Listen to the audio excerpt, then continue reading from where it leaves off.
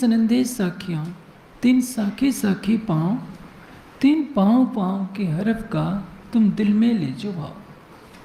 सनंद कहा है प्रकरण को, जैसे वितक में अनुपसर के संबंध में प्रसंग आता है, तहाँ उतरी सनंदे 30, यानी कुरान के 30 पारों से संबंधित 30 प्रकरण उतरे।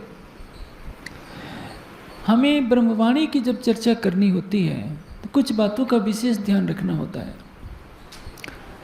पहला तथ्य यह है कि आपका हृदय पूरी तरह शांत होना चाहिए और उस आपके शांत हृदय में धनी की शोभा बसी होनी चाहिए। पुरानी परंपरा क्या है कि एक व्यक्ति पढ़ता है और एक व्यक्ति उस पढ़ी हुई चौपाई की चर्चा करता है। अब पन्ना जी में देखेंगे तो एक एक चरण पढ़ा जाता है और मेरा अनुमान है कि 1 मिनट में उस चौपाई का शाब्दिक अर्थ बता दिया जाता है। संभवतः 5 मिनट में एक चौपाई का अर्थ हो जाता है। 5 चौपाइयों की चर्चा होती है आधे घंटे में, कभी कम भी हो जाती है, कभी तो लगता है कि 20-15 मिनट में भी चर्चा हो जाती होगी। हमें युग के अनुसार अपनी शैली में परिवर्तन करना होगा। जिन सुंदर साथ को कम से कम 2000 चौपाइयाँ याद हैं, 5000 याद हैं, केवल वही अलग बैठ करके दूसरे से पढ़वाएं और चर्चा करें तो ज़्यादा अच्छा होगा। जिनको इतनी चौपाइयाँ 5000, 3000, 4000 नहीं हैं, उनको चाहिए कि वाणी स्वयं पधराए,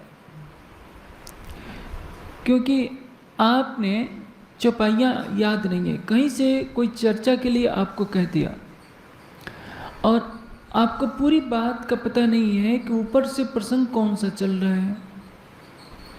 उसके कई चौपाइयाँ महत्वपूर्ण हैं, आपको कंठस्थ नहीं है, तो आप बढ़िया से चर्चा नहीं कर सकते। जिसे सागर की श्रृंगार की चौपाई आ जाए, मार्फत सागर क़यामत नमक की चर्चा आपको करनी पड़ जाए, आपने यदि पहले से तैयारी की है तब तो कर लेंगे। आपके पास 4-5 हज़ार चौपाइयों को याद करने का जो कोर्स होगा, 4-5 हज़ार चौपाइयाँ आपको याद हैं, तो कहीं से न कहीं से लिंक जोड़कर व्याख्या कर देंगे। लेकिन जब याद नहीं होगा तो उसमें अटकना पड़ता है। वाणी आपने पधरा रखी है तो आपके साथ एक पेज पर कम से कम 20 चौपाइयाँ तो दिखाई दे रही हैं।